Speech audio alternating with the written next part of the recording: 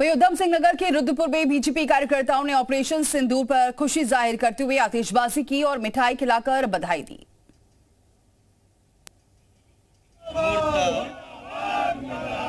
आतंकवाद मुर्दाबाद, मुर्दाबाद, मुर्दाबाद, भारत माता की। ने दिखा दिया कि कैसे सूझबूझ के साथ, कैसे उन्होंने विदेश नीति के साथ, सारे देशों को साथ लेने के बाद, सबका समर्थन लेने के बाद पाकिस्तान के अंदर बिना घुसे पाकिस्तान के उन संस्थानों को उड़ाने का काम किया जहां आतंकवाद की फैक्ट्रियां चलती थी। और वो ऐसा आतंकवाद था जो खाली भारत को ही नहीं, दुनिया के बड़े बड़े देशों को भी परेशान करता था। तो भारत ने अब कार्रवाई करी है, इसे कहते हैं घर में घुस के मारना। कोई हमारे यहाँ आके और हमारे निर्दोष जो पर्यटक थे वहाँ, उनके ऊपर अटैक करके चला जाएगा, वो तो कायराना हरकत थी ना, वो बुजदिलों वाली हरकत थी कि जिसका पता ही नहीं था किसी को, और कोई आएगा और आके आम जनता को कोई भी गोली चला के चला जाए तो उसका क्या असर होगा।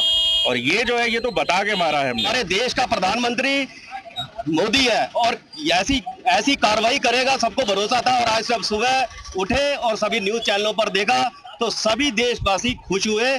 और भी देशवासियों का यही मानना है कि ये रोज रोज का जो आतंकवाद है पाकिस्तान की तरफ से, ये मोदी जी की सरकार के होते हुए भी इनका पूरा इंतजाम जड़ से इसको खत्म किया जाए।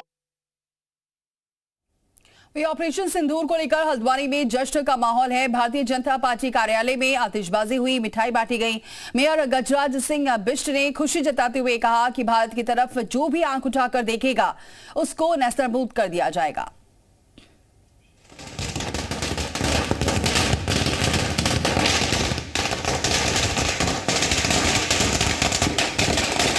अपने राष्ट्रीय नेतृत्व और भारतीय सेना को नमन करता हूं, क्योंकि ये उनकी प्रतिबद्धता थी।